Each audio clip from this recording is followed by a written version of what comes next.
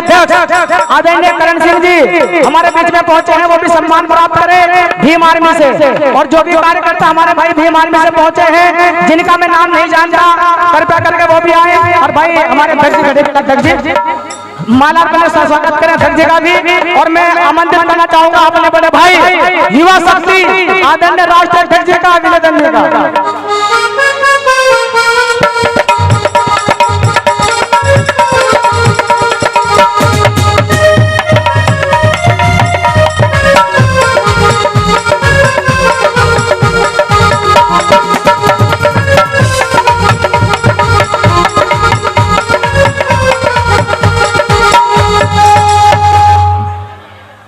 शुक्रिया आपका, धन्यवाद।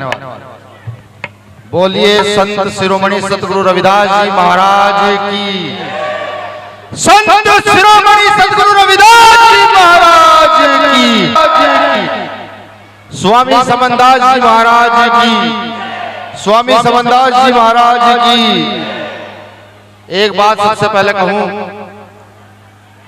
कि बाबा साहब अम्बेडकर के बाद अगर उत्तर भारत या पश्चिम उत्तर प्रदेश या उत्तर प्रदेश में कहूं, हरियाणा कहूं, राजस्थान कहूं और मध्य प्रदेश कहूं, बिहार कहूं, झारखंड कहूं, अगर बाबा साहब अम्बेडकर के बाद महिलाओं के जीवन में सुधार करने वाले किसी व्यक्ति का नाम आता है तो उसमें सबसे पहले सतगुरु समनदास जी का नाम आता है।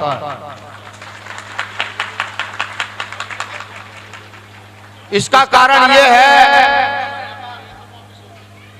एक चीज और समझ कर दूं पहले अपने विषय में। बातें क्लियर कहूंगा, कड़वी कहूंगा, समाज को चुभने वाली कहूंगा, लेकिन वो कहूंगा जो सच है। स्वामी समनदास जी का नाम महिलाओं के उत्थान में इसलिए आता है कि जो कौम 90% तक नशे की ओर भाग गई हो,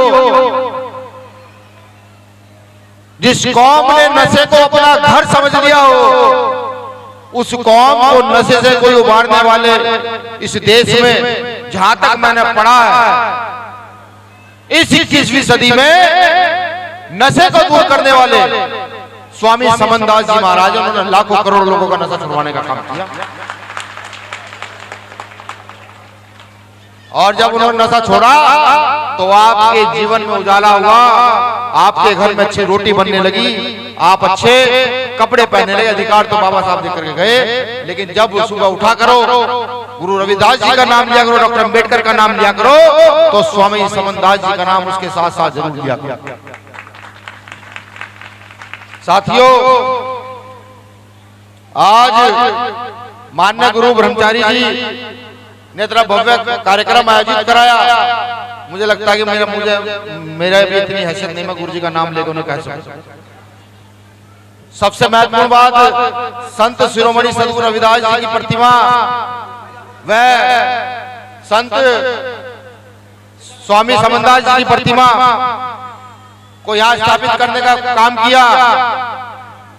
मैं भीम आर्मी टीम की ओर से, आजाद समाज पार्टी काशीराम की ओर से उनका नमन वंदन करता हूं। उनके चरणों में अपने मस्तक को रखकर उनको बारंबार नमन वंदन करता हूं। यहां बैठे तमाम साथी, तमाम मेरी माताएं बहनें, तमाम मेरे युवा साथी, तमाम मेरे बुजुर्ग, आप सबको भी नमन वंदन करता हूं कि आपने इस पंडाल की शोभा बढ़ाई और सतगुरु रविदास जी महाराज के नाम की ख्याति को आगे ले जाने के लिए आप सब लोग यहाँ आए हैं। स्वामी समनदास जी के विचार को यहाँ स्थापित करने के लिए आप सब लोग यहाँ आए हैं। विशेष नमन उन सभी साथियों को भी, शायद जिनको भीम आर्मी के नाम से पेट में दर्द होता है। विशेष नमन उन सब साथियों को भी जो आज कहीं ना कहीं हमारी विचारधारा के खिलाफ हमारे पुरखों का अपमान करने का भी काम करते हैं। विशेष नमन उन साथियों को भी जो हमारे मार्ग में एक पहाड़ की तरह बाधक बनकर खड़े हैं। मैं बताऊं ये नमन उनको किस लिए कि सतगुरु रविदास जी महाराज ने कहा कि ब्राह्मण न पूजियो जो हो गुणहीन और चरण पूजियो चढ़ाल के जो हो गुण प्रवीण। इस बात का मकसद समझो कि अब से 500-600 साल पहले जब इस देश में आडंबर प्रभावी था, जब इस देश में मनु की व्यवस्था प्रभावी थी, उस समय सतगुरु रविदास जी महाराज बिना डरे ये कह रहे हैं कि ब्राह्मण ना पूजियो जो हो गुणहीन, चरण पूजियो चंडाल के जो हो गुण प्रवीण। उस समय ना जाने कितने रोड़े सतगुरु रविदास जी महाराज के मार्ग में आए, लेकिन सतगुरु महाराज जी ने उस रोड़ों को अलग किया। मैंने इसलिए ही विरोध करने वाले लोगों को भी आज यहाँ नमन करके भेजा। साथियों, कुछ बातें कड़वी जो मैं कहने जा रहा हूँ, गुरु रविदास जी का एक दोहा चाहूँ, ऐसा राजमहल मिले समन कौन, छोट बड़े सत्संग बचा रहता है प्रसन्न। ये ऐसा कोई सत्संग नहीं होगा, ऐसी कोई पॉलिटिकल पार्टी नहीं होगी, ऐसा कोई सामाजिक आंदोलन नहीं होगा जहाँ इस दोहे को लिखा ना जाता। लेकिन मेरा सवाल उन लोगों से है जो गुरु रविदास जी के वंश के लोग, कि जब गुरु रविदास जी 600 साल पहले ये आदेश हम लोगों को देकर गए कि आजा राज से स्थापित करना, कि जहाँ कोई परेशानी ना हो, जहाँ ऊंच नीच ना हो, रोटी खाने कपड़े की कोई परेशानी ना हो, जहाँ बेगमपुरा राज की स्थापना तुम लोगों को करनी है, क्या हम लोग उस राज की स्थापना करने के लिए लड़ाई थे, बढ़ पाए? मुझे नहीं लगता नहीं बढ़ पाए। अगर हम बढ़ते तो गुरु रविदास जी के जाने के 200 साल के बाद ये राज स्थापित कर चुके होते, लेकिन हम उस राज की ओर बढ़े नहीं, हम उस राज से पीछे की ओर चले गए। आज गुरु रविदास जी को सिर्फ भक्ति का माध्यम बना दिया गया।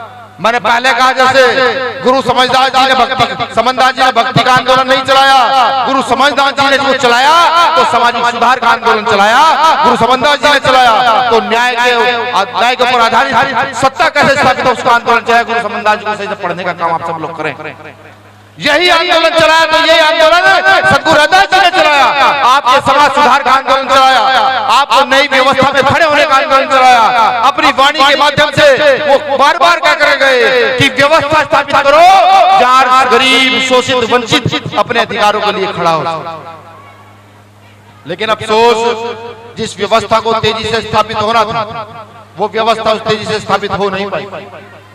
हम लोग प्रयासरत हैं, डॉक्टर अंबेडकर ने प्रयास किया, महामानव मानव काशीराम साहब ने प्रयास किया, आज भीम आर्मी प्रयास कर रही है। सतगुरु महाराज के बेगमपुरा राज को कैसे इस देश में स्थापित किया जाए, ये राज कैसे यहाँ लाया जाए, इस पर हमारा पूरा रिसर्च और पूरी व्यवस्था, इस पर हम काम कर रहे हैं।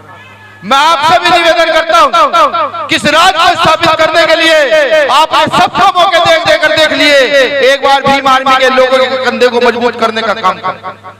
मैं सवाल भी पूछता हूं, आपके गांव में, आपके घर में, आपने कहीं पर कोई घटना घटित हुई हो, क्या भीम आर्मी खड़ी हुई या नहीं हुई? हाँ ना में जवाब दे, खड़ी हुई है या नहीं हुई है? खड़ी हुई है। कहीं बाबा साहब की प्रतिमा टूटती हो तो भीम आर्मी खड़ी होती है नहीं होती है?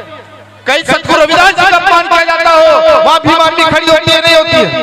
किसी भी महापुरुष का जब अपमान हुआ तब भीम आर्मी प्रचंड ताकत से खड़ी हुई। हालांकि सरकार के नुमाइंदों ने बार बार जेल भेजने का काम किया, लाठीचार्ज करने का काम किया, लेकिन खड़े हुए, बिल्कुल खड़े हुए। यही संतों महापुरुषों ने सिखाया है। मैं आपसे भी कहता हूं कि अन्याय के खिलाफ अपनी आवाज को बुलंद करना शुरू कर दीजिए।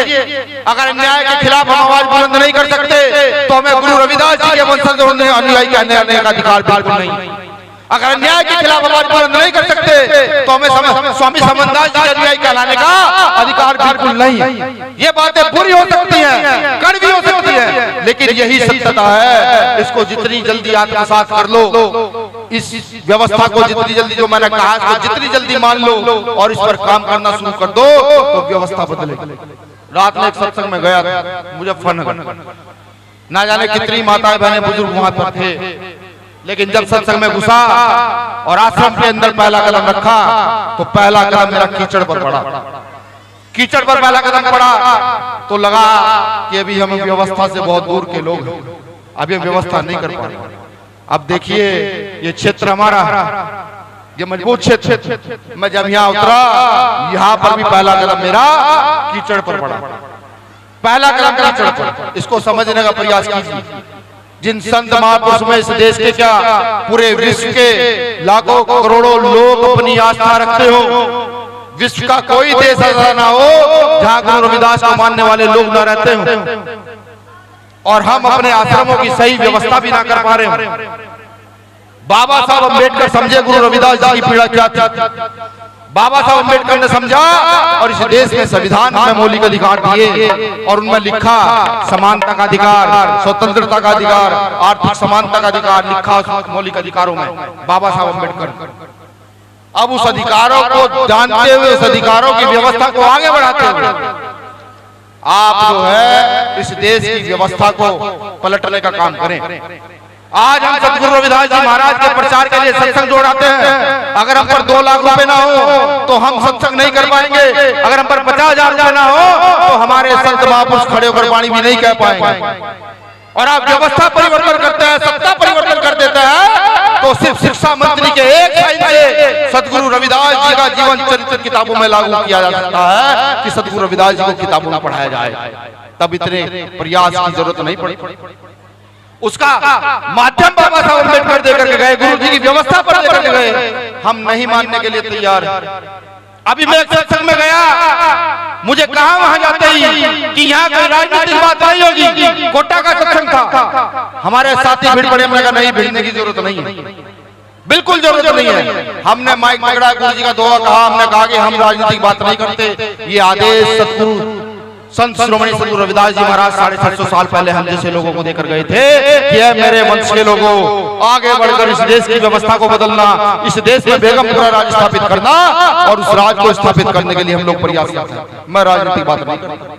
दर्द होता है देख करके, जब दर्द होता है कि जब व्यवस्था हमारी, लोग हमारे, मेहनत हमारी, सब कुछ हमारा, और उस मेहनत पर कोई और बैठ करके रोटियां सेकने का काम करता तो दर्द होता है। इस देश में लोकतंत्र है, जिसकी जितनी संख्या भारी उसकी उतनी हिस्सेदारी, अपनी संख्या भारी कर लो, इस देश की व्यवस्था परिवर्तित कर लो। चाहते तो मैं नहीं कहता, लेकिन सतगुरु महाराज का आशीर्वाद रहा और हम जैसे लोग जिंदा रहे व्यवस्था परिवर्तित होने पर। तो जहां आप बैठे हैं सतगुरु महाराज के जो आश्रम होंगे वहां संगमरमर का निर्माण कराया जाएगा कि जनता, जब मेरी बहनें आए, मेरे बुजुर्ग आए, मेरे भाई आए, मेरे संत आए, तो उनको बारिश आंधी तूफान का सामना ना करना पड़े। ये व्यवस्था परिवर्तन से होगा। मैं पुनः यहाँ आई संगत को, खास तौर से जितने भी संत यहाँ पर हैं सभी को नमन वंदन करता हूँ। यहाँ पंजाब से डेरे से भी हमारे संत आए हुए हैं, गुरु रोशनीदास जी भी आई हुई हैं और तमाम संत आए हुए हैं। इस भव्य आयोजन के लिए आप सबका शुक्रिया, आभार व्यक्त करता हूँ। बस अंत में एक ही बात कहूंगा, गुरु महाराज का सपना पूरा करने के लिए सब लोग रात दिन होकर के मेहनत कीजिए। मेहनत करेंगे तो व्यवस्था बदलेगी, व्यवस्था बदलेगी तो सत्ता बदलेगी, और सत्ता बदलेगी तो हमारा जीवन भी बदल जाएगा। शुक्रिया। जय भीम, जय भारत, जय संविधान। एक जयकारा सतगुरु रविदास जी के नाम का वो चिंगारता हुआ जयकारा कि लोगों को सुनाई दे कि सतगुरु रविदास जी के मानने वाले लोग हर जगह हैं।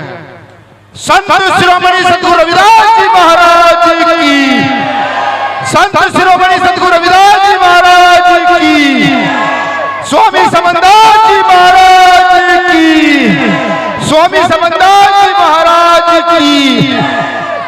एक बात अंतिम मैं आपको और बता दूं, अगर भीम आर्मी के आज बढ़ने में, भीम आर्मी को देश विदेश में तो जाना जाता है, उसमें एक महत्वपूर्ण हाथ एक संत का भी है जिनका नाम स्वामी समनदास जी महाराज। वो जब जब चंद्रशेखर भाई से मिलते थे, जब जब चंद्रशेखर भाई से मिलते तो उनकी कमर पर हाथ मार कर देते थे, चल बेटा तुझे कोई नहीं रोक पाएगा, तू सिर्फ गुरु जी का काम करता रहे और न्याय का काम करता रहे। और इस देश की संसद में पहली बार गुरु जी के नाम का झंडा डंडा किसी ने बुलंद किया तो शख्स का नाम भी भाई चंद्रशेखर आजाद है और संगठन का नाम भीम आर्मी भारत एकता मिशन है। शुक्रिया। जय भीम, जय भारत।